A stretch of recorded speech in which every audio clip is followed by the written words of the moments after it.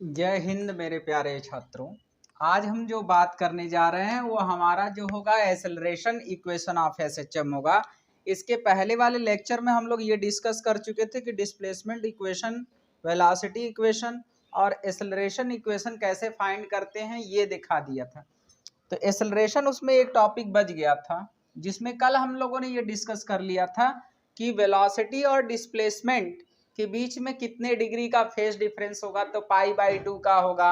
ये सब बातें हम लोग डिस्कस कर लिए थे। आज अगर हम देखेंगे कि एक्सेलरेशन और डिस्प्लेसमेंट के बीच में क्या रिलेशन होगा। और एक बात और आपसे कहना था कि अगर चैनल पर आप नए हैं तो लाइक, शेयर एंड सब्सक्राइब करना ना भूलिएगा।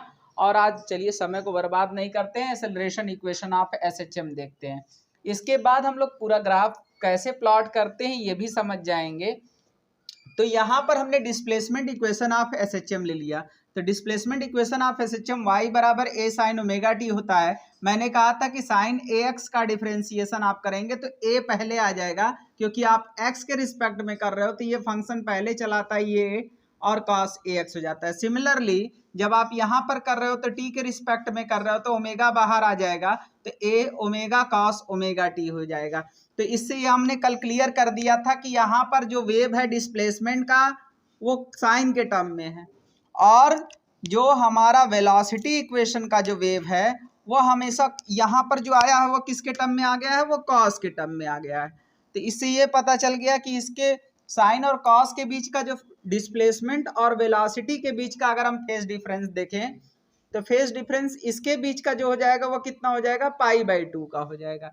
लेकिन जब हम इसको एक बार और डिफ्रेंशिएट कर रहे हैं तो कॉस का जो होता है वो माइनस साइन होता है। तो यहाँ पर हमारे पास a omega square sine omega T आ गया, और a साइन ओमेगा टी बराबर हम लोग जानते हैं y होता है।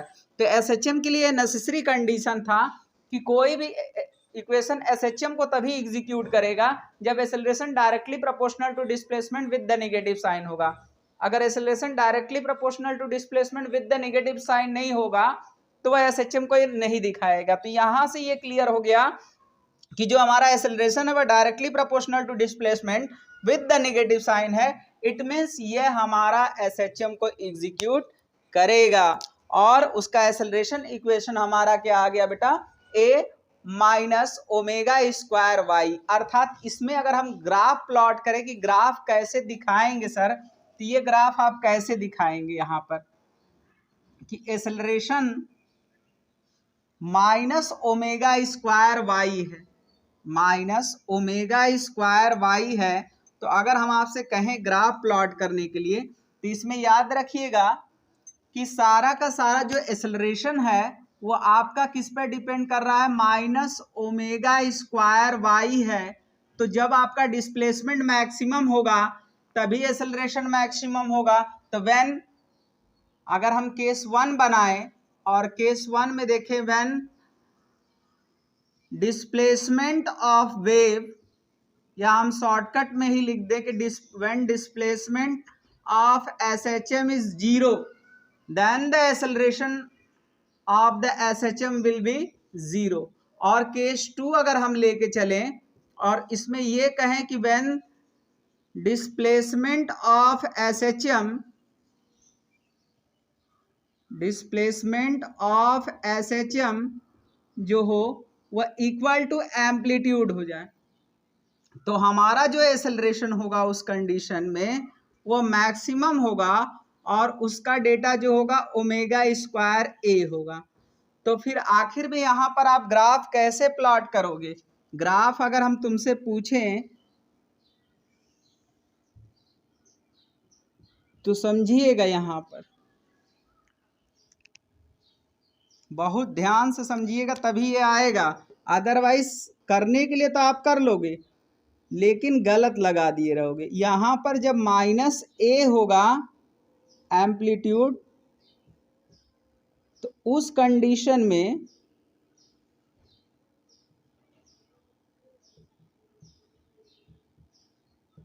एक्सेलरेशन जो होगी वो क्या होगी, वो मैक्सिमम होगी, और उसका जो डेटा होगा वो ओमेगा स्क्वायर ए होगा।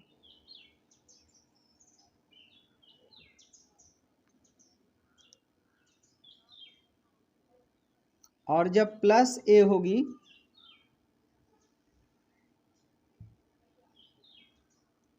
प्लस ए होगा, ये सीधी लाइन होनी चाहिए क्योंकि डायरेक्टली प्रोपोर्शनल का ग्राफ स्ट्रेट लाइन होता है, बस माइनस उसकी डायरेक्शन अपोजिट को बताता है। जब x इज इक्वल टू ए होगा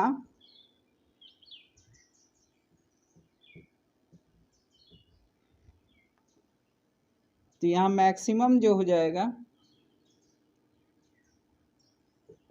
यहाँ माइनस रख लेंगे तो और अच्छा रहे, और यहाँ जो हो जाएगा प्लस ओमेगा स्क्वायर ए होगा। तो ग्राफ में कोई दिक्कत नहीं है, बस ग्राफ समझने वाली बात है। ग्राफ समझ नहीं पाएंगे तो दिक्कत होगा डायरेक्ट। अब आपको तो ये दिख रहा है कि acceleration is directly proportional to displacement है, विथ निगेटिव साइन है। तो कुछ बच्चे सोचेंगे कि बस स्ट्रेट लाइन बना दे काम हो जाएगा, नहीं, ये भी ध्यान देना पड़ेगा। अब अर्थात ये कोऑर्डिनेट निगेटिव में चला गया है तो ये जो ग्राफ तो स्ट्रेट लाइन होगा, ये तो कंफर्म है, लेकिन अब ये निगेटिव है तो अर्थात इसको पीछे ले जा करके तब स्ट्रेट लाइन बनाएंगे, क्योंकि ये निगेटिव होगा तो ये पॉजिटिव डेटा आएगा, और ये पॉजिटिव होगा तो ये डेटा क्या आएगा, निगेटिव आएगा। तो ये याद रखिएगा, ग्राफ बनाते समय बच्चे गलती करते हैं, इसलिए इसका सही ग्राफ ये होगा।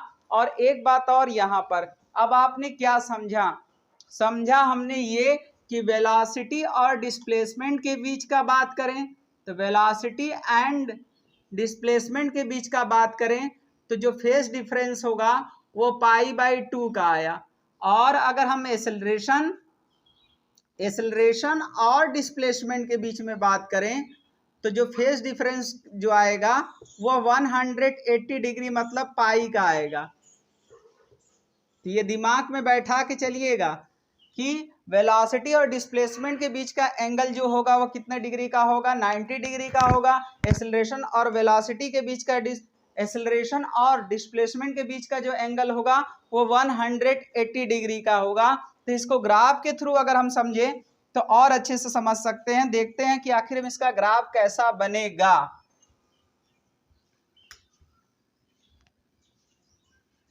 तीनों ग्राफ को एक साथ समझा दे रहे हैं कि आपको समझ में कायदे से आ जाए। जैसे यहां पर अगर हम एक बहुत बड़ी सी लाइन खींच दे रहे हैं और यहां पर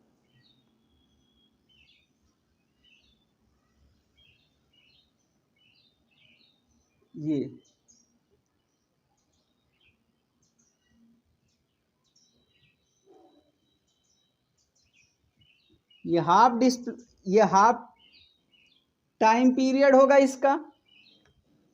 तो अब यहां पर अगर हम देखें तो ये हमारा डिस्प्लेसमेंट इक्वेशन का ग्राफ है। ये डिस्प्लेसमेंट इक्वेशन का ग्राफ है y बराबर a साइन ओमेगा टी। तो जो कॉस का ग्राफ होगा यहाँ पर t/2 होता है हाफ। अब यहाँ पर अगर हम देखेंगे तो ये हमारा जो यहाँ पर जा रहा था जब डिस्प्लेसमेंट पार्टिकल का 0 था तो वेव उसका मैक्स वेलोसिटी क्या थी,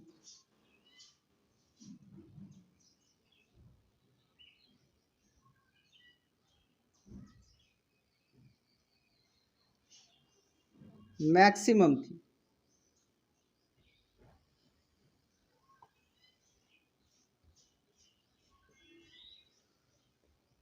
ये वेलोसिटी है। और इस पॉइंट पर देखिए जब डिस्प्लेसमेंट 0 था तो उस समय वेलोसिटी क्या है, मैक्सिमम है। और इन दोनों के बीच का फेज डिफरेंस की अगर हम बात करें कि इन दोनों में फेज डिफरेंस कितना है तो वो π/2 मतलब 90 डिग्री का है। अब अगर इसी जगह एक्सेलरेशन का ग्राफ प्लॉट कर दें तो एक्सेलरेशन का ग्राफ जो होगा वो 180 डिग्री मतलब समझ रहे हैं कहाँ से जाएगा। ये ग्राफ जो होगा वह एकदम नीचे से इस तरह से ग्राफ जाएगी। ये हमारा एक्सेलरेशन होगा क्योंकि डिस्प्लेसमेंट और एक्सेलरेशन के बीच का जो फेज डिफरेंस है वो 180 डिग्री का है। तो दिमाग में बैठा के चलिएगा कि y एंड v के बीच में एंगल पूछेंगे तो सीधा शॉर्टकट में यहाँ परपेंडिकुलर का साइन दिखा दे रहे हैं बेटा। तो ये याद रखिएगा कि इनके बीच का एंगल जो होगा वो 90 डिग्री का होगा। और एक्सेलरेशन और अगर हम डिस्प्लेसमेंट के बीच का एंगल की बात करेंगे तो वहां थीटा बराबर 180 डिग्री का होगा। तो इस तरीके से हम लोग कॉन्सेप्ट समझ गए। अब हम देखेंगे कि न्यूमेरिकल कैसे सॉल्व करते हैं।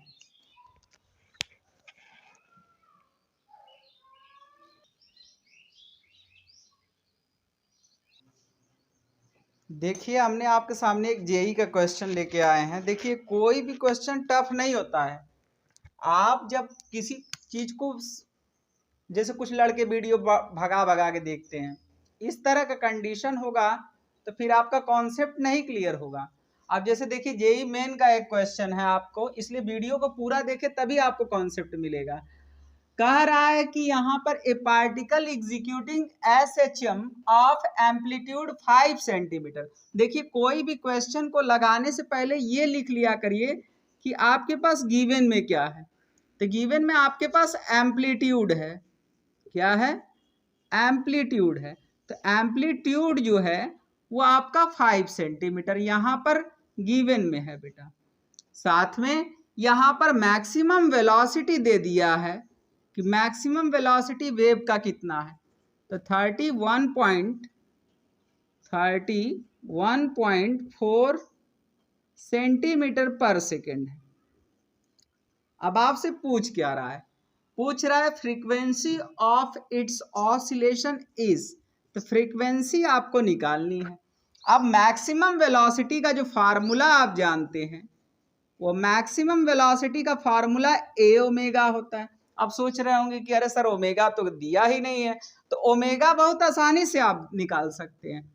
आप ओमेगा अगर देखना चाहते हैं तो ओमेगा की जगह आप 2π/T भी रख सकते हैं और 2πf का भी डेटा रख सकते हैं। तो अब यहां से फ्रीक्वेंसी आप आसानी से कैलकुलेट कर लेंगे। तो f बराबर हो जाएगा Vmax अपॉन 2πa।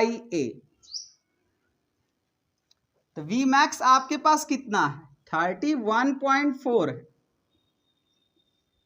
पाई की वैल्यू 3.14 आप जानते हैं।